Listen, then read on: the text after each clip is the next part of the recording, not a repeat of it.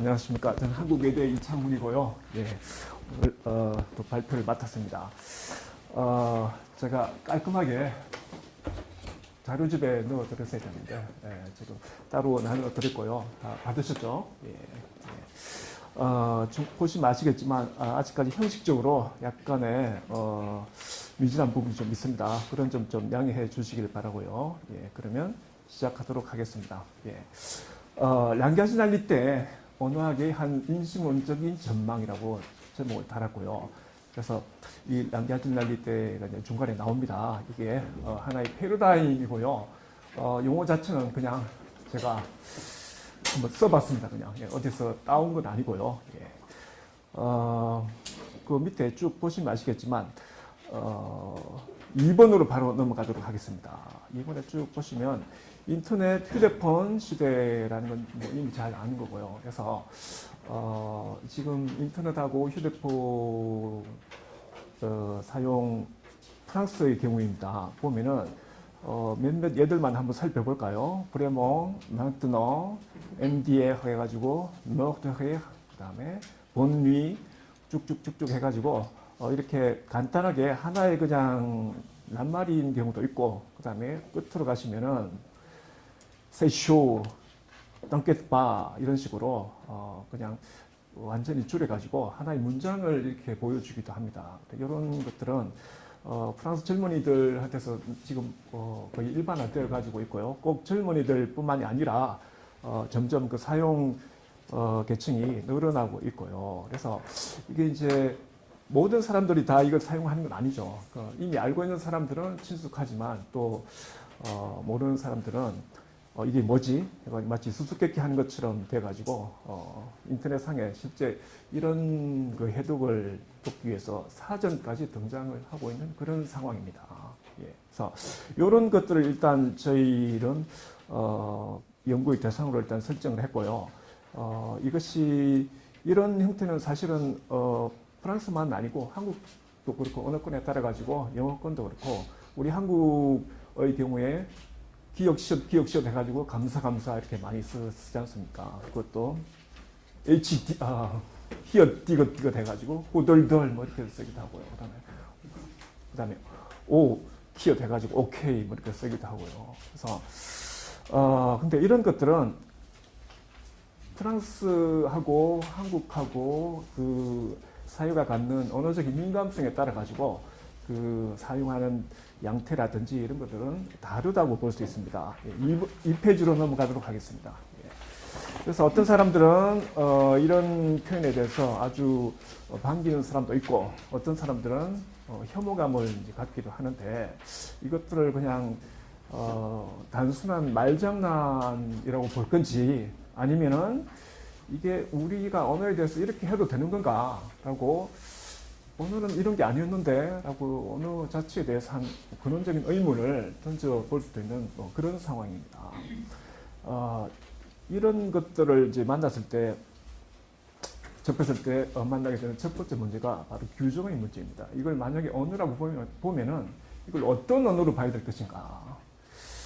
그래서 제가 그냥 반듯하고 공식적이고 정규적인 소위 그 표준말에 해당되는 프랑스어를 대문자 라 랑gue française라고 한다면 거기에 이제는 보베어라고 제가 붙였고요. 랑gue trésor 붙였고 그다음에 방금 우리가 보신 이런 언어들은 보베어에 상대되는 개념으로 랑gue 트래쉬라고 제가 붙여봤습니다. 그래서 트래쉬는 밑에 주에 보면은 영어에서 오긴 했습니다. 영어에서 오긴 했는데 찌꺼기 혹은 오물을 뜻하는 말인데요. 다른 말보다도 트레저하고 이제 운을 이루니까 랑gue 트레저, 랑gue 트래쉬 이렇게 해가지고 대입이 되는 측면도 있고 해가지고 트래쉬라고 붙여봤고요. 말하자면 세리베라고 보시면 되겠습니다. B급 언어에 속하는 차원에서 제가 랑gue 트래쉬, B급 언어, B급 언어라고 보시는 게 좋을 것 같습니다. 그래서 이런 것들이 실은 인터넷 휴대폰에만 있는 게 아니죠. 우리 생활 주변에서 보면은 우리 한국 방금도 제가 전철 타고 오는데 결혼의 듀오라고 써 있더라고요. 결혼의 듀오. 예를 들면 이런 식으로 광고나 광고 슬로건, 그 다음에 정치 담화나, 그 다음에 노래 가사나 이런데 여러 군데 그렇게 있습니다. 그래서 이것들을 총칭적으로 해가지고 그냥 쓰레기어 표현이 조금 좋진 않은데 어쨌든 쓰레기어라고 제가 부르겠습니다. 이런 현상에 대해서 이미 오래전에 프랑스의 깔베라는 그 사회언학자가 앞으로는 커뮤니케이션 양상이 복잡해지고 세분화되기 때문에 이런 형태들이 늘어날 거라고 전망을 한 게 있어요. 그래서 이게 급기야는 어쩌면은 하나의 주류를 이루고 될지도 모른다라고 얘기한 그 교수님이 있고요. 그 다음에 이제 사회학자 중에서는 미셸 마페졸리라는 분이 이 쓰레기라는 것을, 그 쓰레기라는 개념 자체에 대해서 이것을 그냥 치워버려야 되는 그런 오물이 아니라 거기 안에는 어쩌면은 연대성과 관대함을 우리가 찾을 수 있는 어떤 그 하나의 자산이자 내용물로 봐야 된다라고 했습니다. 마페졸리는. 그래서 바로 방금 우리가 본 이런 것들을 넓은 차원에서 랑구 트래쉬, 쓰레기어라고 하고요. 이런 것들이 어쩌면은 프랑스 사회를 보여주는 어떠한 시대의 상징물이자 혹은 어떤 새로운 형태의 사회적 의미를 갖는 게 아닌가라고 제가 전망을 해봅니다. 이게 이제 제 발표의 가장 큰 지향점이고요. 가장 포괄적인 지향점입니다. 이게 그냥 치워버려야 될 쓰레기가 아니라 여기 안에서 뭔가 사회적인 어떤 그 긍정적인 역할 혹은 어떤 어느 미학 같은 게 커뮤니케이션 미학 같은 게 들어있는 게 아닌가라는 게 이제 제 첫 번째 전제고요. 그래서 이런 이제 B급 언어 혹은 랑구 트래쉬를 만났을 때 언어학자하고 사회학자가 만났을 때 언어학자 같은 경우는 방금 우리가 봤던 그런 유행 같은 경우는 사실은 별로 할 얘기가 없을지도 몰라요. 왜냐하면 이게 하나의 낱말을 이루는 것도 아니고 그 다음에 문장을 이루는 것도 아니고 그냥 뭐 약호식으로 했기 때문에. 그런데 사회학자 같은 경우는 약간 다를 수 있어요. 그게 어쨌든 사회학자는 이걸 언어로 보고 이게 어떤 역할을 하지 않을까라고 생각을 할 수 있는 반면에 언어학자는 이건 언어의 시스템이 아닌데 이걸 우리가 연구를 해야 되나? 그렇게 해가지고 정통 언어학에서는 오히려 연구의 대상에서 배제를 시킬 가능성이 많다는 겁니다. 그래서 저 같은 경우는 이제 사회 언어학이 아니라 언어 사회학의 관점에서 이것이 어떤 사회적 역할을 할 것이라는 걸 전제로 하고 어떻게 그러면 여기에 접근을 할 것인가 라는 이제 방법론적인 문제를 제가 한번 다뤄볼 건데요. 그 다음 3페이지로 넘어가서요.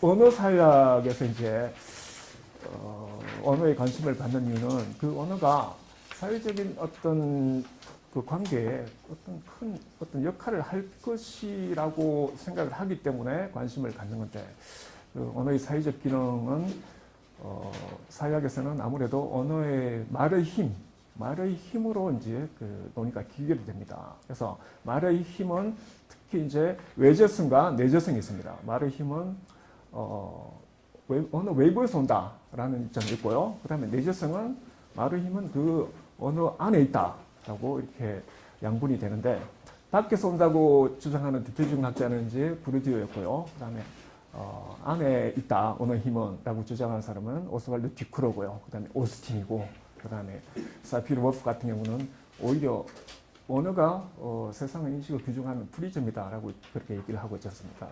이렇게 양분이 되고요. 이런 상황에서 방법론적으로 제가 만약에 접근을 한다면 저 같은 경우는 언어의 힘은 안에 있다고 일단 보겠습니다. 안에 있다고 내재적인 관점을 취하고요. 왜 외재적인 관점을 취하면 어떤 문제가 있냐면 언어 사회학의 연구 대상으로 설정이 안 됩니다. 일단 설정이 안 되기 때문에 일단 언체 자체를 언어 사회학의 연구 대상으로 설정을 하는 차원에서도 일단 출발은 그 원체 자체에서 시작을 하는 게 합당하다고 생각을 하고요. 그런데 실제로 이제 프랑스에서는 프랑스 사회학에서는 언어에 그렇게 큰 관심을 갖지 않았습니다. 그래서 언어 사회학이라고 해가지고 딱 학문의 분과로 크게 자리 잡지도 않았고요. 어쨌든 꽁트 같은 경우는 처음에 언어적인 것은 현대 언어 어쨌든 그 언어에 관한 모든 일반 이론은 사회학적이 될 수밖에 없다라고 주장을 했음에도 그 이후에 언어에 관한 그 이론들이 많이 나오지 않고 있습니다. 그래서 제 입장에서 어떤 입장을 취하냐면요. 1차적으로 언어와 사회는 불가분한 관계다. 첫 번째고요. 4페이지로 넘어갑니다. 그 다음에 피에르 아샤르라는 사회학자가 있습니다. 이 사람은 다마라는 개념을 제시했는데요. 다마라는 게 사회적 어떤 쟁점들이 관통하는 장소가 아니라 이 쟁점들이 생성되는 장소로서의 다마 개념을 주장을 합니다. 그래서 이런 차원에서 언어를 다마로 봐야 된다고 생각을 하고요. 그 다음에 이제 또 한 가지는 그 언어 사회학의 문제가 뭐냐면 언어에 관심이 있는데 언어 자체에 대한 그 시스템적인 특징, 언어학자들이 가지고 있을 만한 그런 언어에 대한 지식이 부족합니다. 그래서 언어의 미세하고 미묘한 특징까지도 고려할 수 있는 어떤 그런 접근 방법론이 필요한데 이것이 바로 이제 필요하다고 생각을 하고요. 그래서 어떻게 보면은 방금 우리가 봤던 그 휴대폰의 어떤 이런 언어 현상들 같은 경우는 언어학에서도 소외가 됐고 왜냐하면 시스템을 이루지 않기 때문에 관심의 대상에서 배제가 되었고 사회학에서는 언어라고는 일단 보는데 그런 구체적인 언어의 특성까지 다루는 구체적인 방법론이 없었던 거예요. 그래서 일종의 사각지대에 놓여 있는 그런 언어의 덤이라고 할까요? 그런 상황입니다. 예. 그래서 이런 상황에서 저 같은 경우는 이제 이게 사회적 역할을 한다. 뭔가 의미가 있을 거다 생각을 하고 4번으로 갑니다. 여기서 이제 랑가지날리 때가 나오는데요. 그래서 언어학의 한 인식론적인 전망이라고 붙였습니다.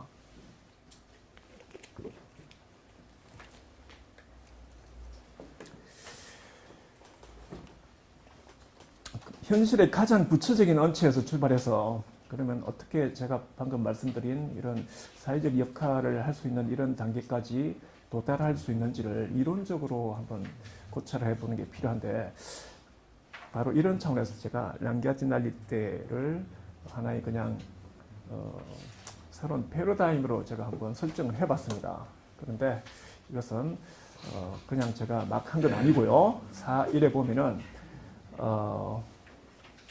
사회하고 언어라는 것이 그 사회의 것이고 그리고 그 사회 내부에 존재하는 것이기 때문에 이렇게 언어가 사회에 연동되어 있다고 보기 때문에 언어에 관한 어떤 비전도 반드시 그 사회에 관한 비전하고 밀접한 연관이 있을 거라는 생각에 제가 프랑스 사회학자 마페졸리가 제시하는 전망을 1차적으로 한번 검토를 해보았습니다.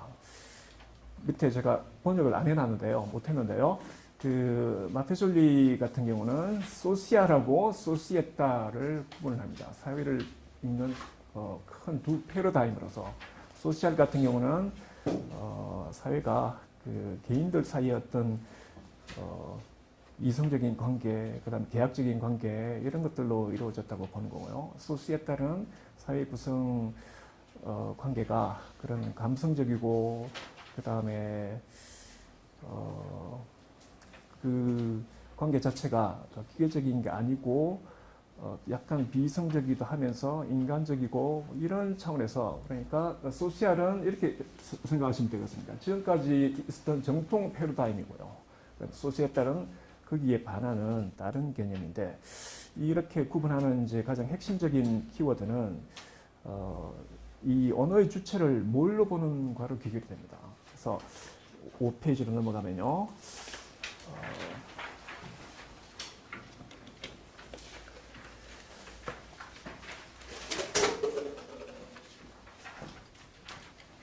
제일 핵심은 이 그림을 보시면 되겠습니다. 5페이지에 있는 그림을 보시면 소시알은 가운데 NDVD가 사회적 주체로서 설정이 됩니다. 그래서 어떤 기능을 하는 개인이고요. 그 다음에 소시알리테는 백손이고요. 백소나 개념이죠. 어떤 역할을 하는 이제 백소나 개념이고요.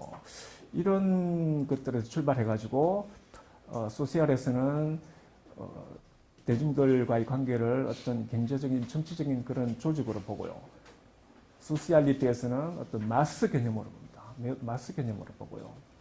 그리고 밑으로 화살표 밑으로 내려가면은 소시알에서는 개인들 간의 관계가 어떤 계약적인 어떤 그 그룹이고, 그 다음에 소시알리티에서는 트리비 아펙튜엘인데, 여기서 이 트리비는 그 부족인데 그 원시 부족이 아니고, 여러분들이 이제 취미생활을 하거나 이런 정서가 맞는 사람들끼리 하는 스포츠 클럽이라든지, 일단 자기 직장생활 말고 그런 어떤 부류, 동아리 같은 그런 개념입니다. 이런 것들이 로 사회생활이 구성이 된다고 보는 거고요. 그래서 이게 크게 두 관점입니다. 그래서 저 같은 경우는 이 언어, 요 도표 밑에 보시면 아시겠지만 요 두 개념이 크게 문화적이고 그다음에 뭐 경제적이고 뭐 이런데 애정적인 관계고 이데올로기적인 관계고 이런데 다 이것이 적용이 된다고 보는 거고요. 저는 그러니까 여기 언어를 넣고 싶은 거죠. 언어 역시 이렇게 크게 볼 때 소시알하고 소시알리테의 비전으로 설명이 될 거라고 보고, 제가 랑갸지하고 랑갸지나를 제가 한번 설정을 해보았습니다. 그래서 랑갸지아는 지금까지 이제 언어를 바라보는 이제 정통적인 시각이고요. 그러니까 이성적이고 규범적이고 그다음에 시스템적이고 도구적으로 언어를 인식해 왔던, 우리가 이미 친숙한 그런 이제 패러다임이고요. 반면에 랑갸지날은 언어를 감성적이고 비규범적이고 존재론적이고 그다음에 미학적인 관점에서 보고자 하는 그런 패러다임입니다. 6페이지로 넘어가겠습니다. 그래서 요 랑갸지날리테라는 패러다임을 제가 이론적으로 뒷받침을 해야 되겠다 싶어가지고 가장 중요하게 생각되는 그 개념들을 세 가지 정도로 제가 한번 1차적으로 검토를 한번 해보았는데요. 첫 번째가 언어 기호의 상징화입니다. 언어 기호의 상징화.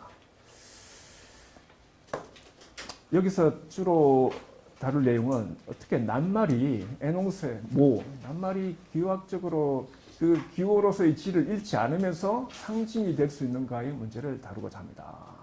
보통 상징이라고 하면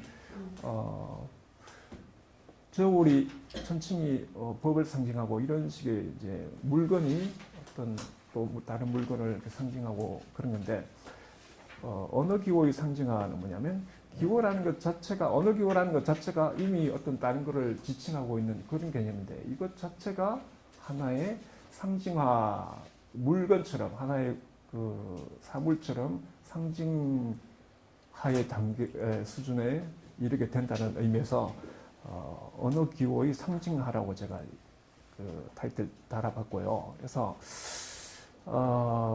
이 낱말 혹은 언어 기호의 상징화가 이루어지기 위해서는 그 언어 자체가 하나의 사물이 되어야 된다고 봅니다. 일단 소지피케이션이 되어야지만, 영원히 언어 기호로 본다면 추상적인 수준에 있는 우리가 이미 아는 그런 상태에 있는 게 아니라 그것 자체가 하나의 마치 물건처럼 사물화가 되어야지만 그 과정을 거쳐서 이렇게 상징이 될 수 있다고 보는 거고요. 그래서 가장 대표적인 게 바로 페티시즘인데요. 이것은 이제 원래 기호라는 것은 그 기호가 있고 그 기호가 가리키는 어떤 지시체가 있지 않습니까? 그런데 이 두 관계가 뒤바뀌어 버린 거죠.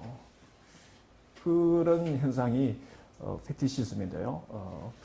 듀르카임 같은 경우가 어떤 비유를 하냐면요. 한 병사가 조국을 가리키는 깃발을 위해 죽는데, 실상 이 병사의 의식에서는 조국보다는 그 깃발이 더 전면에 있었다는 거죠. 원래 깃발은 조국을 가리켜야 되는데 그래서 그 깃발을 보고 이게 조국이니까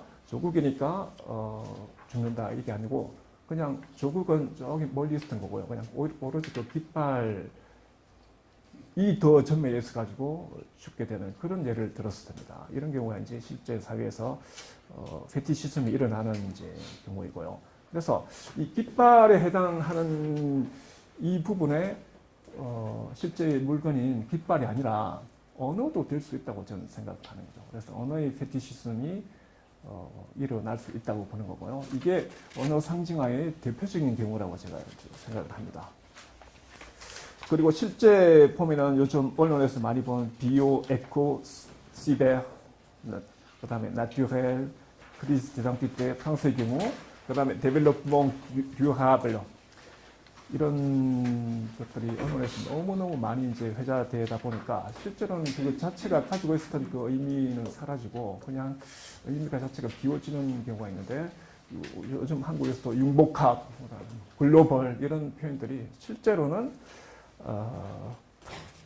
그 의미 자체가 비워져 버리고요. 그 껍데기만 남았는데 그것이 이제 사물이 된다는 거죠. 자, 사물이 가겠습니다.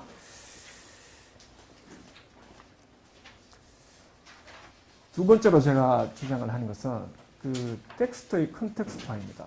여기서 텍스트는 그 에농세라고 보시면 되겠습니다. 말, 에농세 전부 다인데 보통 컨텍스트라는 것을 언어라 한 요소를 둘러싼 어떤 언어적이거나 비언어적인 이제 주변 둘러싼 어떤 주변 개념으로 본다면은 그 의미 도출에 있어서 딜레마에 빠집니다. 그 의미는 그러면 그 언어에 있느냐 아니면 언어 외부에 있느냐. 디코르 같은 경우는 언어 내부에 있다고 보는 거고요. 부르디오 같은 경우는 언어 외부에 있다고 보는 거고요. 그래서 이런 어떤 딜레마적인 상황을 좀 일단 벗어난 수준이 되어야 되겠다고 생각을 해가지고 텍스트 자체가 모나 에농세나 다마나 이런 것들이 그 다마 컨텍스트의 주체가 되어가지고 이것 자체가 컨텍스트가 되어가지고 컨텍스트화가 되어가지고 의미 생성에 아주 중요한 역할을 한다는 차원에서 제가 콘텍스트 스칼레어하고 콘텍스트 벡토리엘이라는 개념을 또 도입을 해봤습니다. 이것은 물리학에서 그라운드 개념을 차용했고요. 이건 이제 무게, 힘, 뭐 그런 얘기인데요. 그라운드 인용한 부분입니다. 8페이지. 그라운드 스칼레어 같은 경우는 이미 어떤 힘이나 이런 것들이 상황하고는 아무런 상관이 없이 이미 그 자체로서 중립적으로 그렇게 있는 거고요. 반대로 그라운드 벡토리얼 같은 경우는 어떤 방향이 이미 결정되어 있고요. 방향이나 무게나 이런 것들이 이미 결정되어 있는 그런 차원에서의 어떤 힘입니다. 그래서 이것을 컨텍스트 개념을 제가 결합을 했습니다. 컨텍스트 스칼레어는 의미 생성의 방향에 아무런 미리 설정된 어떤 관계가 없는 그런 에농세들이 구축하는 컨텍스트이고요. 반면에 컨텍스트 벡토리얼 같은 경우는 어떤 에농세들은 의미 해석 방향이 이미 상당히 그 고정되어 있는 그런 경우가 있는데 이런 경우에 이 에농세 자체가 컨텍스트로 작용하는 경우를 컨텍스트 벡토리라고 했습니다. 그래서 이런 경우는 이제 어떤 낱말이 달리 다른 식으로 해석되지 않는 그런 어떤 상황들이 있지 않습니까? 그런 경우는 이미 오리엔트 되어 있고 모티브에 되어 있고 봉시에 되어 있는 건데 이런 경우는 에농세 컨텍스트 성수의 이 관계가 이미 엉겨 붙어 있는 그런 경우입니다. 그래서 이런 경우를 실제 우리 일상생활에서 자주 만나게 됩니다. 사회 사로 가겠습니다. 끼빠흘러의 문제입니다. 마티졸리에서도 사회적 주체가 가장 핵심적인 개념이었는데요. 여기서도 그러면 이 언어적인 상황에서 이 언주의 문제를 어떻게 해결할 것인가 이 문제를 다뤄보겠습니다. 보통 누가 말하느냐 두 가지로 나옵니다. Le locuteur qui parle 말하는 화자가 얘기를 하는가 아니면 la langue qui guide mon dire 아니면 말이 언어 자체가 나의 말하는 것을 리드를 한다. 그래서 여기에 관해서는 이미 철학적인 논쟁이 많이 있었죠. 철학에서도 많이 다루는 문제고요. 옛날에 니체가 기빠클로 했더니 말라헤나가 르모 기빠클로 말이 낱말이 말한다고 이렇게 답했고요. 그리고 이 문제에 관해서는 프랑스 국민이 굉장히 관심을 많이 갖고 있어가지고 바칼로레아 문제도 나왔었습니다. 예. 자, 여기서 그리니그라고 하는 프랑스 언어학자를 제가 또 인용을 했습니다. 그리니그는 프라그마티크를 네 가지 타입으로 분류를 하는데요. 우리가 가장 잘 알고 있는 그런 무아이스망뚜나옹에 해당되는 그런 그 프라그마티크를 프라그마티크 렉시칼로 표현을 해가지고요. 그럴 때 등장하는 이제 언어의 주체를 까크도 해가지고 뼈에 비유했습니다. 피와 살에 비유해서요. 그래서 실제로 우리가 가장 친숙한 그런 언어 이론들이 다 여기에 해당하고요. 그 다음에 두 번째로는 심리학적인 프라그마티크를 제시를 했고요. 그러니까 심리학 이론이다 보니까 그 언주를 뉴런으로 했습니다. 그래서 로키트 뉴런이고요. 그 다음에 세 번째 화용론 이론이 바로 악tö들 장기하지 이론이죠. 오스틴이 어떤 경우는 내가 말하는 공격세세 그런 개념이기 때문에 그런데 그걸 이제 오스틴 같은 경우는 악도로 행위로 규정을 했기 때문에 이런 경우는 꽁트라큐일로 봐야겠습니다. 그 언주를 계약자로 봤습니다. 그리고 네 번째로 마지막으로 제시하는 화용론 이론이 10페이지로 갑니다. 프라그마틱 그라운딩일 이걸 그냥 그대로 옮기자면 대단위 화용론이라고 해야겠는데요. 큰 단위인 것이죠. 큰 단위인데요. 이것이 사실은 이제 사회학 입장에서는 가장 관심을 이제 끄는 부분인데요. 문법적인 범주나 낱말 구성 단위나 문장 이런 것들은 그냥 그 큰 차원의 어떤 대단위의 어떤 그 단서가 될 뿐이지 그것 자체로서는 의미가 없다는 입장이고요. 그래서 키워드가 뭐냐면 그 텍스트를 더 좀 이미 좀 범주가 되어 있는 규정이 되어 있는 사회적인 큰 범주에 놓는 거죠. 그렇기 때문에 핵심적인 것은 예물에서 제가 인용한 부분에 보면 le cadre social입니다. 이런 경우 이제 언주는 당연히 홀이 되겠죠. 말하는 어떤 행위 자체가 어떤 사회적 범주 안에 들어가 가지고 그 사회적 범주가 요구하는 어떤 액션을 하고 말을 한다는 점에서 이럴 때 언주는 역할이 되겠습니다. 이렇게 네 화용론을 제시를 했는데요. 그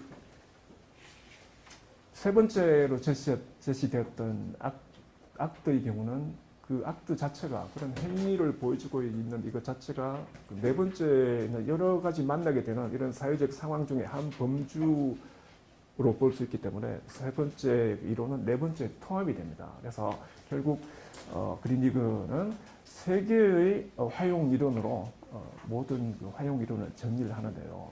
사실은 어떤 경우는 실제로 말하는 그 자체는 첫 번째 화용 이론의 원주 맞죠. 그런데 심리학적인 화용론은 내가 하고 싶은 걸 행동으로 옮기는 경우고요. 그 다음에 네 번째 대단위 화용론에서는 내가 그냥 말을 하고 있는 거죠. 말을 하니까 말을 하게 되는 그런 경우인 것이죠.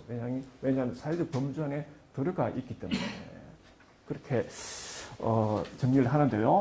그래서 이게 제 입장에서는 가장 좀 중요하게 다가왔고요. 여기에서 뭘 알 수 있냐면 가장 방금 제가 말씀드린 것처럼 가장 실정주의적인 어떤 개인의 실제 말을 하는 개인으로서의 언주가 어떻게 그 물리적인 성격을 버리지 않으면서 사회적 역할자로 변환이 되는지를 세계의 어떤 화용 이론을 통해 가지고 이 언어학자가 보여줬습니다. 그래서 이 부분이 방금 앞에서 봤던 마페졸리의 언어 주체에 있어서 그 언어 사회적인 주체가 개인이 아니라 백소나가 되는 그런 부분하고 바로 맞닿아 있습니다. 자, 결론입니다. 그래서 이런 식으로 제가 이제 큰 어떤 인식론적인 비전을 던졌어요. 이게 그러니까 어떻게 보면은 처음에 문제 제기됐던 그 B급의 언어 혹은 쓰레기 언어들에서 뭔가가 사회적인 차원에서 역할을 할 것이라고 볼 때 이런 논의가 이제 필요한 거고요. 그렇게 볼 때 구체적인 방법론으로 제가 들어가진 않았지만 우리가 봤던 이런 휴대폰 어떤 사용 이런 것들이 어떤 의미를 가질 수 있지라고 했을 때 이런 B급의 언어에서 출발해가지고 언어 사용 행태에서 출발을 해가지고 어떤 사회적인 역할을 할 것이라고 하는 이런 전제에서 이런 논의를 해보았던 거고요. 그래서 그거를 막연하게 그냥 어떻게 접근하지 이런 상황이었는데 이런 식으로 1차적으로 모르겠습니다. 어쨌든 강론으로 들어가지는 않았지만 이런 식으로 접근하면 되지 않을까라고 하는 하나의 그 비전으로 제가 양자진 난리대를 한번 제시를 해보았습니다. 예. 네, 고맙습니다.